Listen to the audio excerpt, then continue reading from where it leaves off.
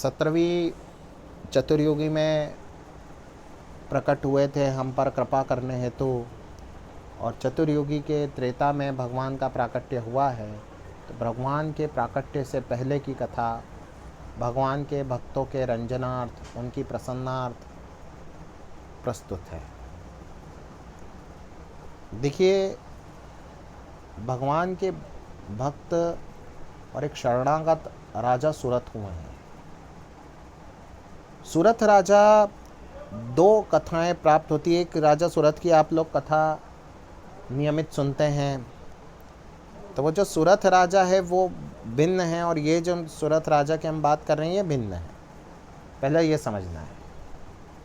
अब जो हमारे ये राजा हैं सुरथ, इनके पास कोई भी आता इनके राज्य में इनसे भेंट करने, तो ये कहते हैं कि भैया आप वेद विमुक्त तो नहीं हो गए, आप धर्म विमुक्त तो नहीं हो गए, आपने यज्ञोपवीत तो धारण की हुई है, आप एक पत्नी व्रत धारी तो हो, आप पूर्णतो भावेन नीति नियम और इन नीति और नियमों के अनुशासन पर ही चल रहे हो कि नहीं चल रहे हो, आपके यज्ञ की अग्नि तो सुरक्षित है, इत्यादि जो प्रश्न हैं।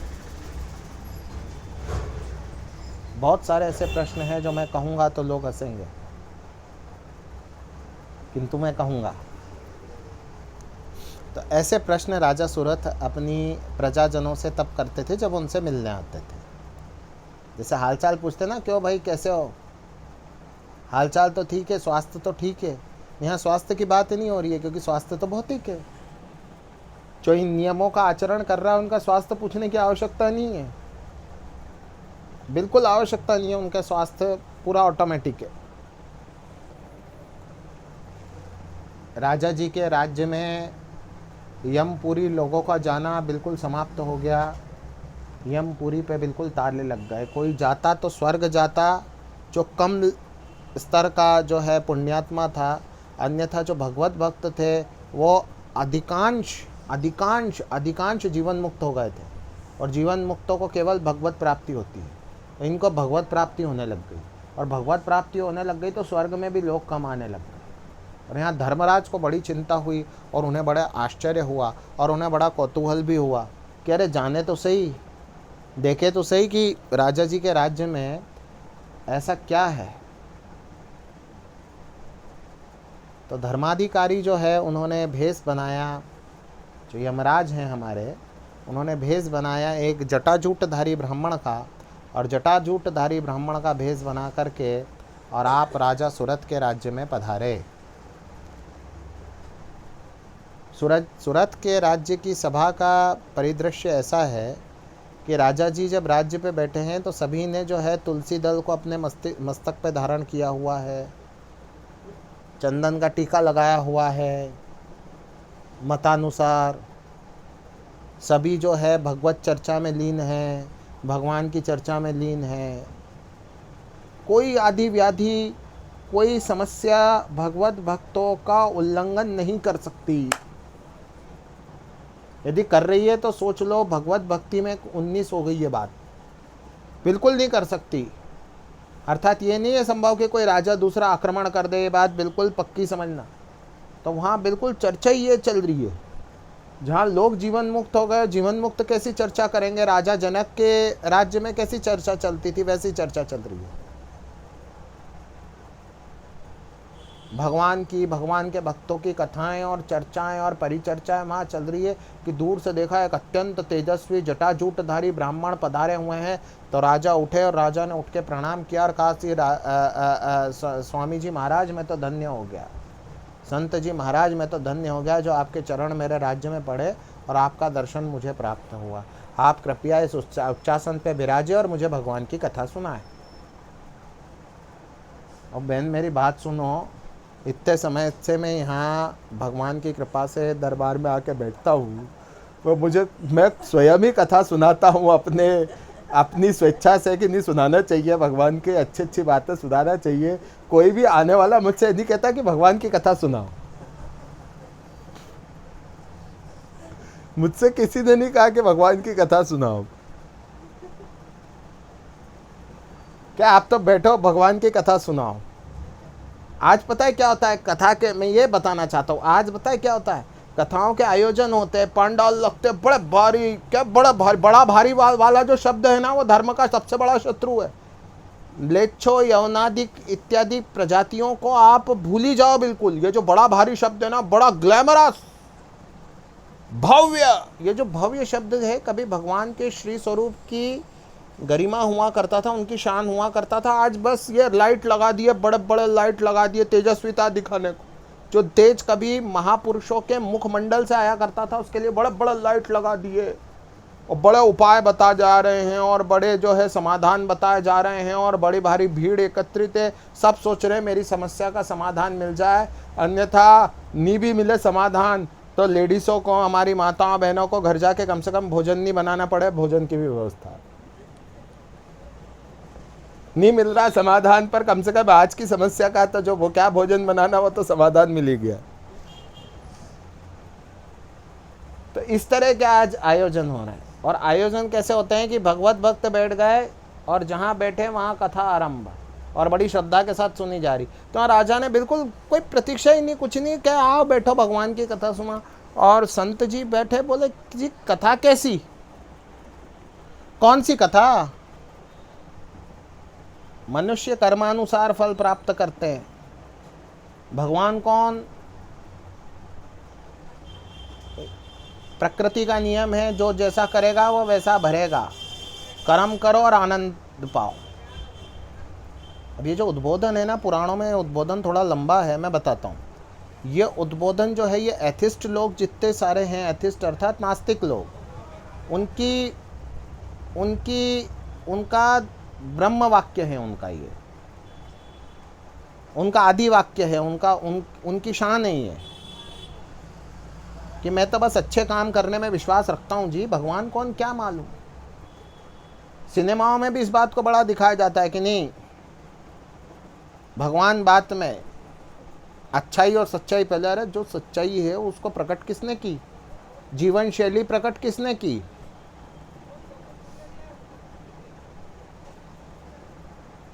ये बात नहीं है, खैर ये बात है बाद में, परंतु उन्होंने इस तरह से राजा के सामने रखा। राजा का लंबा उनसे तर्क वितर्क हुआ और राजा ने ये कहा कि साहब अगर कर्म की बात आती है, देखे ना राजा का उत्तर देखना कितना टेक्निकल है। राजा ने कहा अगर यदि कर्म की बात आती है तो कर्म फल के सबसे बड़े भोक्ता जो हैं वो है देवराज इंद्र, शचीपति इंद्र। यदि आपने बिल्कुल बहुत बढ़िया कर्म करे और बिल्कुल बहुत पुण्यों के भंडार आपके पास एकत्रित हो गए तो आपको इंद्र बना दिया जाएगा। राजा, देवताओं के भी राजा।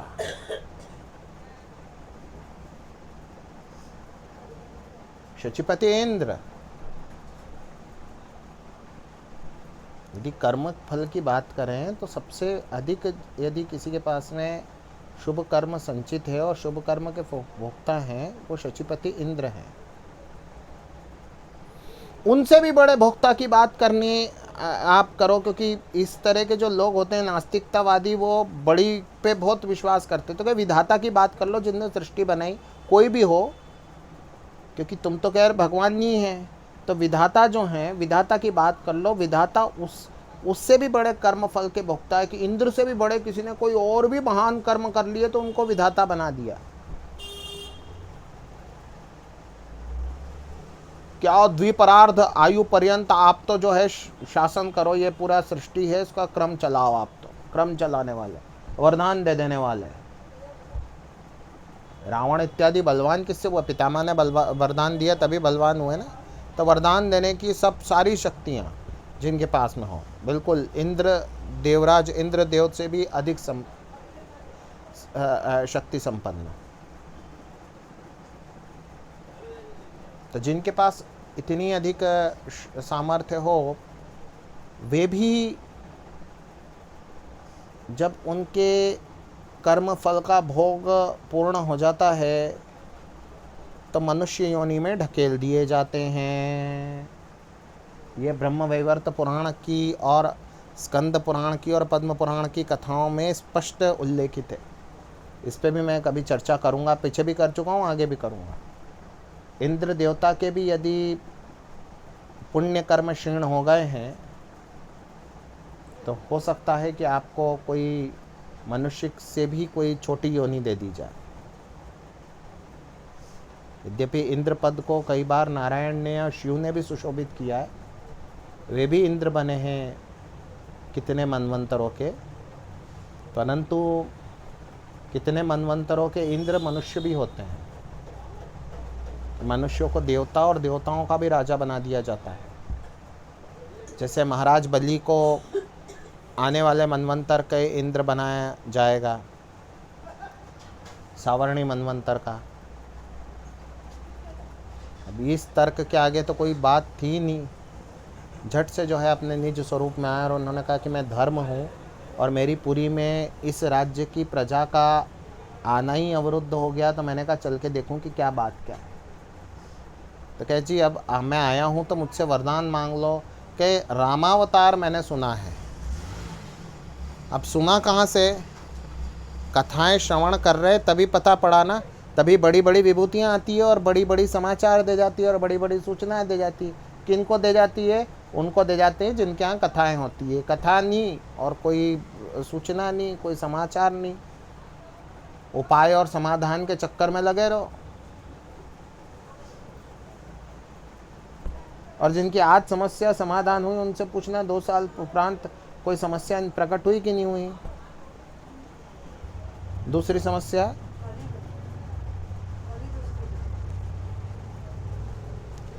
तो कि रामावतार होने वाला है, भगवान राम के रूप में प्रकटेंगे और मैं उनको सर्वस्व समर्पित करने के लिए यथावत रहूं। आप तो मृत्यु के देवताओं के भी अधिपति हैं, आप तो धर्म हैं, इतना मेरे लिए व्यवस्था आप करवा दो। क्या बिल्कुल आपके लिए व्यवस्था है। और राजा जी भक्ति में भक्ति करने लग गए। अच्छा, बहुत समय उपरांत, इसके बहुत समय उपरांत राजा की प्रजा भी, हाँ बहुत समय उपरांत राजा जी के यहाँ क्या हुआ कि संतति भी हुई उनकी और परिवार भी इनका बढ़ा, किंतु सब भक्ति करते रहे। अब समाचार ये भी प्राप्त हुए कि राम जन्म हो गया। भगवान जनकपुरी गए, वहाँ जाकर के भगवान ने धनुष भंग किया, सीता जी से विवाह किया, घर आए और बहुत आनंद से रहने लगे। फिर भगवान ने वन का वास ग्रहण किया, वन का वास स्वीकार किया। भगवान ने रावण इत्यादि जो असुर कुल है, राक्षस कुल है, उसका संहार किया। भगवान पुनः आ गए। अब यहाँ तक के समाचार मिलते रहे कि वो अयोध्या में ऐसा चल रहा है राजा जी। अब ये राजा हैं कुंडिनपुर के, तो कहते हैं कि नहीं बहुत बढ़िया बात। अब राजा ने है ना, भक्त ने जैसे क्या होता है कि एक हट धारण करने का एक परिपाटी है। जब भगवान से बहुत अधिक प्रेम हो जाता है तो प्रेमी जन हट धारण कर लेते हैं कि नहीं मैं भगवान के यहाँ नहीं जाऊँगा, भगवान यहाँ आएंगे। ना मैं जाऊँ तो कब से जा सकता हूँ, मैं कहा मैं नहीं जाऊँगा भगवान के यहाँ, भगवान आएंगे मेरे पास में। समझ में आ रहा है बात? तो इसी हट में वो जीवन काटे जा रहे थे कि भगवान दर्शन दिए बिना चले गए तो उनकी स्वेच्छा, मैं तो फिर अगली बार जब रामावतार होगा तब तक बैठा रहूँगा, और अन्यथा भगवान मुझे दर्शन दें। अश्वमेध पे विचार हुआ। अश्वमेध का घोड़ा जब दौड़ाया गया तो राजा जी को सूचना मिली कि कुंडिनपुर में 1-2 दिन में अश्वमेध का घोड़ा आएगा और घोड़े का सत्कार करके अपने को आगे भेजना है, अयोध्या का घोड़ा है। तो राजा जी के मन में कोई बात आई। जैसे ही घोड़ा निकट आया तो उन्होंने कहा राजा जी चलो स्वागत करने, घोड़ा आ रहा है। उन्होंने कहा नहीं घोड़े को बांध लो। और घोड़े को बांध लो? हाँ घोड़े को बांध लो। घोड़े को बांध दिया। शत्रुघ्न जी तक समाचार पहुंचा। अब शत्रुघ्न जी जो लवणासुर का संहार करके आ रहे थे, उन्होंने कहा कि मुझे भगवान ने, धैया ने पहले ही बताया हुआ था कि ये व्यवधान आने और उन व्यवधानों को समाप्त करने की पद्धति भी बता दी थी कि ऐसे ऐसे उन व्यवधानों का समाधान हो जाएगा। ये कौन सा व्यवधान हुआ? अच्छा, आपने आज के पहले नहीं सुना होगा कि लव कुश के अतिरिक्त किसी ने भगवान का घोड़ा रोका। पर इधर तो जो है ना घोड़ा रोक भी लिया और घोड़े को बांध भी लिया। घोड़े की पूजा बिल्कुल की पूरी पूजा की, घोड़े के चरण स्पर्श किए कि भगवान नहीं, भगवान का घोड़ा ही दिख गया। भगवान कब दिखेंगे? शत्रुघ्न जी ने कहा अंगद जी जाओ समझाओ राजा जी को, राजा जी बड़े भगवत भक्त हैं, प्रसिद्ध भगवत भक्त हैं। कुंडिनपुर में अंदर प्रवेश करते अंगद, और अंगद ने कहा राजा तुमको होश है, तुम्हारी बुद्धि स्थिर है कि विक्षिप्त हो गए हो? राम जी का घोड़ा रोक लिया तुमने?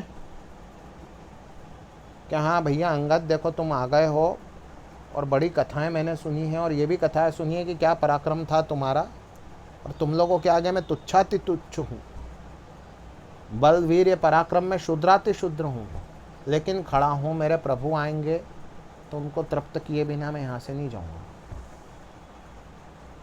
जब अंगद से समझा ही नहीं, उन्होंने कहा देखो राजा जी तो नहीं समझ रहे। शत्रुघ्न के मन में विचार आया कि राजा को हराएं और कैसे भी इनको पराजित करने, जीवित तो छोड़ना ही है, पराजित करके और घोड़ा लेके बढ़े आगे। तो पराजित करने के हिसाब से वो जैसे युद्ध करने आए तो देखा कि राजा सब पे भारी पड़ने लगे। राजा के आंखों से प्रेमाश्रु बह रहे हैं, भगवान का स्मरण कर रहे, और राजा कह रहे कि ये जो राम के प्रजा के लोग हैं सब राम है, लेकिन जब भगवान अपने मूल स्वरूप में नहीं आते तब तक मैं जो है मैं युद्ध करता रहूँगा। प्रेमी के बाणों को भगवान निष्फल नहीं कर सकते। अब क्रम से ये हुआ कि वहाँ पे हनुमान जी तक आ गए, और हुआ ये कि हनुमान जी स्वयं बंध गए कि हाँ वो तुम सबको बांध रहे थे तो मैं भी बंध गया। बोले बालाजी महाराज अब बंद ही गए हो तो अपने प्रभु का स्मरण करो, हमारे स्मरण करे से तो नहीं आते, आप स्मरण कर लो, आप ध्यान लगा लो थोड़ा सा। हम ध्यान लगाते तब तो नहीं आए, इतना समय व्यतीत हो गया।